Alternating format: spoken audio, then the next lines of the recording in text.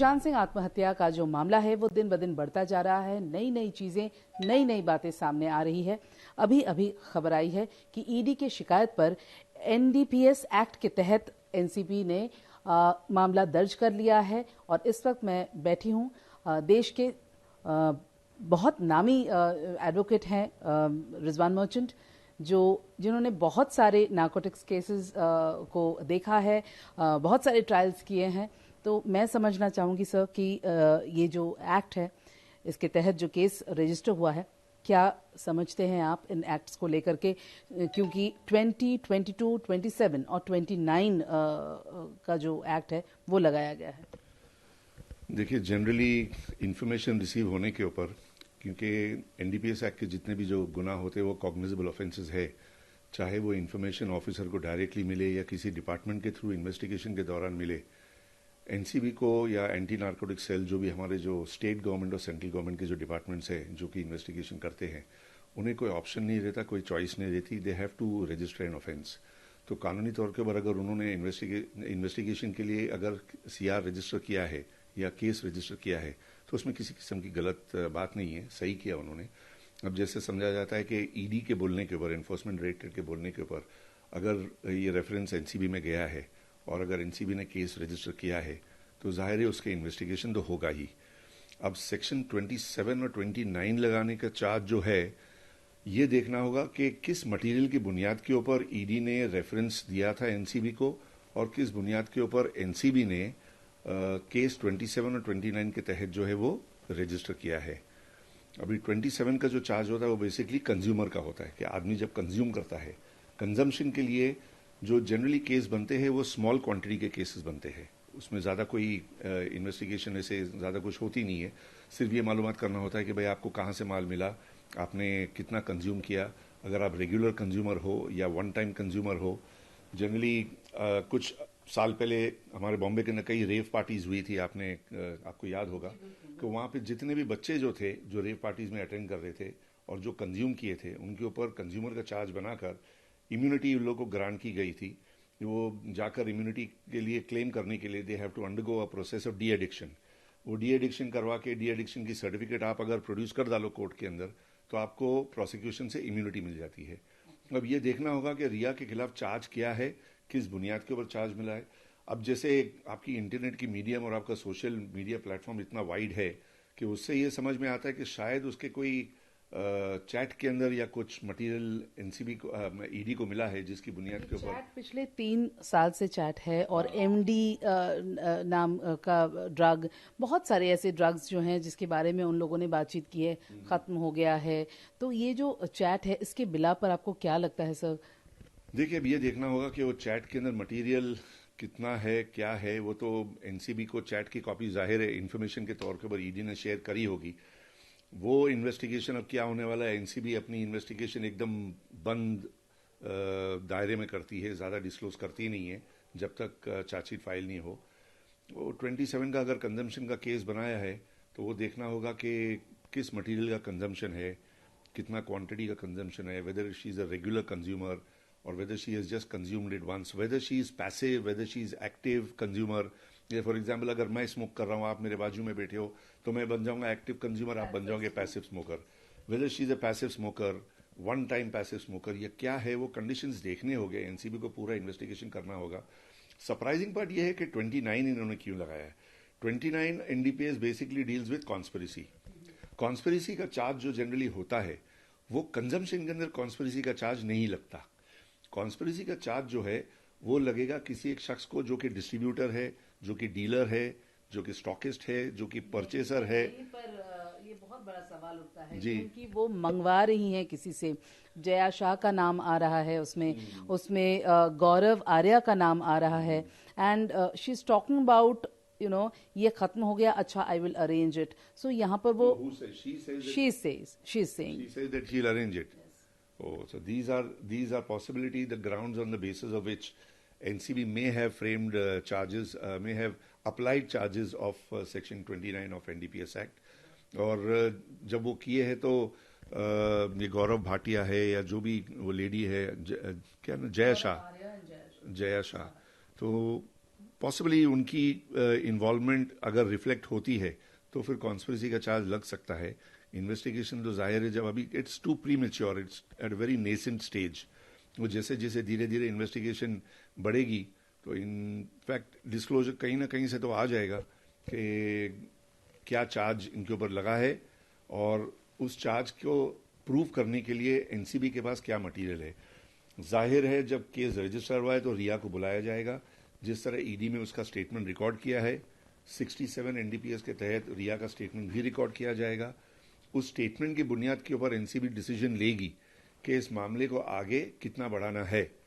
अगर ये पता चला उसके स्टेटमेंट से कि she is in fact not a consumer but if she is a dealer, then I have sufficient reason to believe that she may be arrested. She may be arrested. But if she is only a consumer, that I don't think the NCB will proceed to arrest her because आज तक anti narcotic cell के cases के अंदर बहुत सारे में आपको दिखेगा कि 27 एनडीपीएस एक्ट कंज्यूमर के लिए वो लोग अरेस्ट करते हैं। जैसे बहुत सारे रेव पार्टीज के अंदर थे, बच्चों को अरेस्ट किए, कोर्ट में प्रोड्यूस किए, उनकी जमानत हो गई। एनसीबी जो है, एनसीबी ज्यादातर 27 एनडीपीएस के केसेस के तहत कंज्यूमर के लिए अरेस्ट नहीं करती। They don't arrest. So it all depends on the statement of Rhea, what sort of a statement she is going to make before NCB. अगर उसके स्टेटमेंट से कंजम्पशन का मटेरियल मिलता है तो शायद अरेस्ट नहीं हो, लेकिन अगर जरा से भी कॉन्स्पिरेसी का मटेरियल अगर एनसीबी को मिल गया तो then they may arrest. Arrest basically एक वो टूल है जो कि इंसान अपनी डिस्क्रिशन और अपनी प्रेरोगेटिव की बुनियाद पे वो एक्सरसाइज करते हैं। वो चाहे तो अरेस्ट करे, चाहे तो नहीं अरेस्ट करे। It is entirely their discretion and their choice. That's it. So chats की बुनियाद पर अगर ये चैट्स को कोर्ट में प्रोड्यूस किया जाता है, क्या चैट्स की बुनियाद पर क्या अरेस्टिंग होती है, और अगर होती है तो इसकी मियाद क्या होती है, और क्या जमानत की क्या चांसेस होते हैं? इंडियन एविडेंस एक्ट को अभी अमेंड कर दिया गया है। पहले ये सब जो एविडेंस जो सीसीटीवी के ऊपर होती थी, जो टेलीफोन कॉन्वर्जेशंस पे होती थी, जो टेलीफोन रिकॉर्डिंग्स होती थी, दे वर नॉट एडमिसिबल। लेकिन एविडेंस एक्ट को अमेंड करने के बाद में सेक्शन 65B के अंदर ये evidence, electronic evidence is admissible in law. पहले सुप्रीम कोर्ट का कहना था कि जब तक सेक्शन 65B की सर्टिफिकेट प्रोड्यूस नहीं होती उस इलेक्ट्रॉनिक एविडेंस के सपोर्ट में, तो आप उस चीज को इस्तेमाल नहीं कर सकते। लेकिन अभी सुप्रीम कोर्ट कहती है कि you can definitely use it as admissible evidence even if the 65B certificate is not there or if the 65B certificate for any reason is getting delayed। तो ये अगर एविडेंस जिसकी बुनियाद पर ईडी ने रेफरेंस किया है एनसीबी को, ये इलेक्ट्रॉनिक चैट है, व्हाट्सएप चैट है, then it is admissible in law। So she will definitely have to counter this, she will have to face this, और material is sufficient and admissible on the strength of which case register हो सकता है। NCB has rightly registered the case। अब उनको prove करना है कि उनका केस बनता है या नहीं बनता है। आपने इतने सारे केसेस देखे हैं नार्कोटिक्स रिलेटेड, तो ऑब्वियसली बात है कि ये जो मटेरियल है इसके बारे में थोड़ा बहुत अंदाज़ा अगर आप हमारे दर्शकों को दे पाएं, क्योंकि लेमैन के लिए ये समझ पाना कि ये इसकी डेंसिटी क्या है या इसकी डेंसिटी क्या है, वो उसके बिला पर कितनी, मतलब how serious it is, I want to say. तो जिस तरह के जो मटेरियल जो जिसके इस्तेमाल की बात कर रही है रिया, जैसे ईडी के चैट के अंदर, ईडी के इन्वेस्टिगेशन और इंटरोगेशन के अंदर जाहिर है उन्होंने रिया का फोन लिया होगा, फोन की थ्रू उनका पूरा चैट रिकॉर्ड इनके पास आ गया होगा, चैट लॉग। वो चैट लॉग को स्टडी करने के ऊपर MD is basically drug which is not natural drug, it is created, it is made in the laboratory, it's a very very dangerous drug. And some time back, as a trustee of Mahim Dargah, we had initiated an action against drug trafficking, more particularly MD. Mr. Rakesh Maria was the Commissioner of Police at that time. He had cooperated with us. We had made a particular team, और MD को बहुत सारे scissor हुए थे Mahim police station के jurisdiction में, बहुत सारे केसेस भी बने थे। तो उस केस के दौरान पुलिस के साथ में कोऑपरेट करने के वक्त पता चला था कि MD जो है वो घर घर में बनता है, and it's a very dangerous drug. It is something जो कि अगर बॉडी में एक बार स्कार लग गया तो दोबारा कभी दुरुस्त नहीं होता कभी। मैं थोड़ा सुशांत के आत्महत्या की तरफ अगर बात करूं, तो क्या सर ये रिलेटेड हो सकता है कि इस तरह का ड्रग कंज्यूम करने के बाद इंसान के शरीर में या मस्तिष्क में ऐसा कुछ होता हो जिससे वो मजबूर हो जाते हैं ऐसा कोई कदम उठाने के लिए? देखिए, एक बात तो मैं आपको साफ बता दूं कि इंसान जब ड्रग लेता है तो उसकी जो दिमागी हालत होती है वो उसके कंट्रोल में नहीं होती। ड्रग जो होता है वो पूरा आपके स्टेट ऑफ माइंड को कंट्रोल करता है, आपकी हरकतें कंट्रोल करेगा, आपकी नींद कंट्रोल करेगा, आपका जागना कंट्रोल करेगा, और आप जब बात करोगे आपकी जबान स्लर होगी, वो कंट्रोल करता है। यहाँ तक कि जब आप एक रेगुलर कंज्यूमर अगर हो गए और आपको वक्त पर अगर ड्रग्स नहीं मिला तो जो विड्रॉल सिम्टम्स होती हैं वो इतनी वायलेंट और इतनी अग्रेसिव होती है कि आदमी कंट्रोल में नहीं आ सकता। तो जाहिर है कि ये ड्रग्स जो है वो इंसान की आदतों को, इंसान के फिजिकल एक्शंस को, इंसान के स्टेट ऑफ माइंड को कंट्रोल करते हैं। लेकिन it be very difficult to say कि ड्रग कंज्यूम करने के बाद में एक आदमी एक ऐसे स्टेट ऑफ माइंड में आ जाता है कि वो चाहेगा सुसाइड करने के लिए। It's very very difficult to say, because आप एक इंसान की फिजिकल एक्टिविटीज को रीड कर सकते हो कि ये अग्रेसिव है, ये अग्रेसिव क्यों है, इसको विड्रॉल सिम्टम्स हो रहे, क्यों हो रहे। लेकिन स्टेट ऑफ माइंड को पढ़ना नामुमकिन है। You cannot read any person state of mind unless and until एक साइकोलॉजिकल स्टडी उसका कंडक्ट नहीं होता, और साइकोलॉजिस्ट या साइकियाट्रिस्ट अगर रिपोर्ट नहीं देता अपनी एक्सपर्टीज की बुनियाद के ऊपर कि उसका स्टेट ऑफ माइंड क्या हो सकता है, but that also is within the arena of guess work.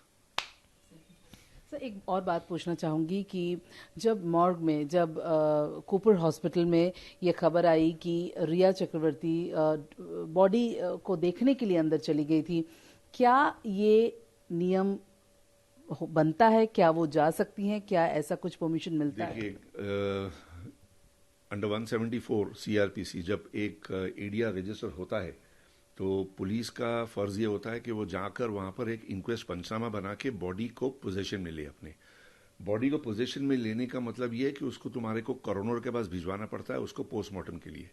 Postmortem करने का और ऑटोप्सी करने की वजह ये है कि मालूमात करे कि ये जो डेथ है ये अननेचुरल है, नेचुरल है, और अगर अननेचुरल है तो किस वजह से है।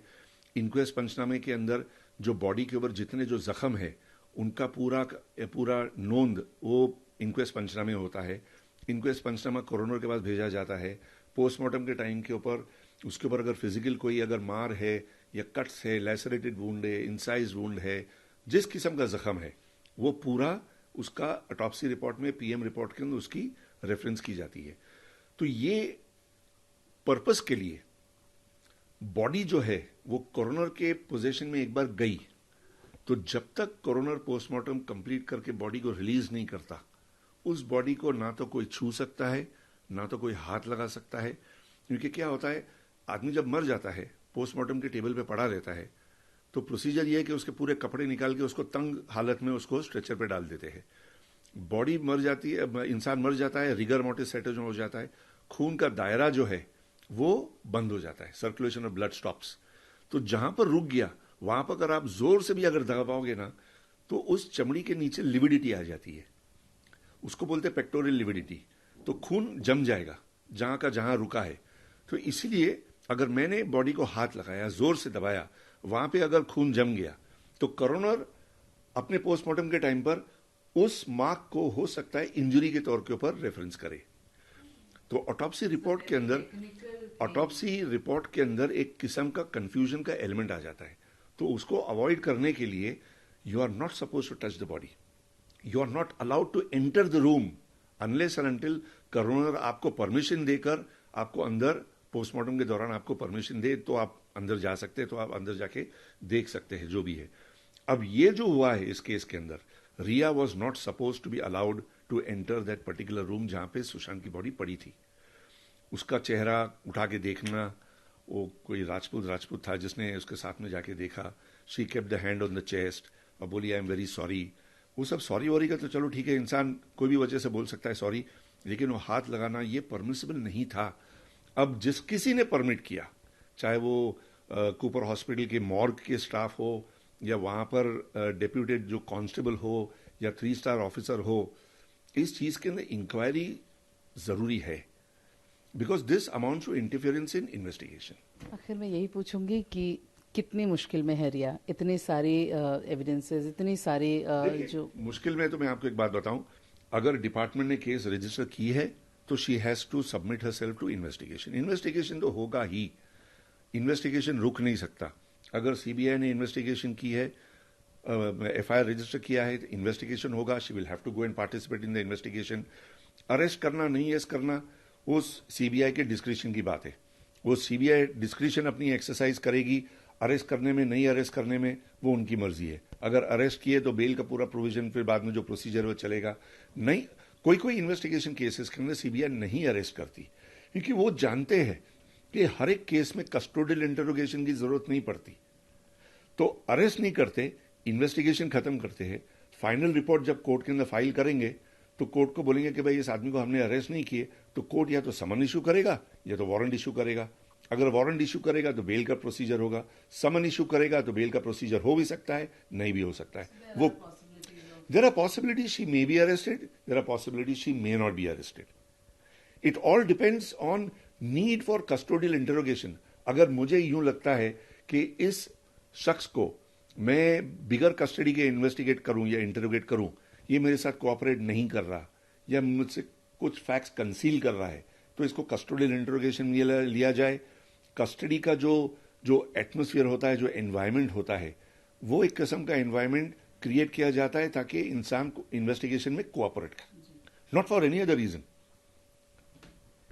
एक और चीज पूछना चाहूंगी कि रिया के एडवोकेट सतीश मानेशिंदे ने ये कहा कि रिया ने किसी भी तरह का कोई ड्रग कंज्यूम नहीं किया है, चाहे तो वो ब्लड टेस्ट करने को तैयार है। लेकिन इसके कॉन्ट्राडिक्ट ये जो चैट है वो रिया के और सैमुअल मिरांडा और जया शाह के बीच में है, जहां साफ ये नजर आ रहा है कि रिया ने ड्रग्स को लेकर चर्चा की है, बात की है।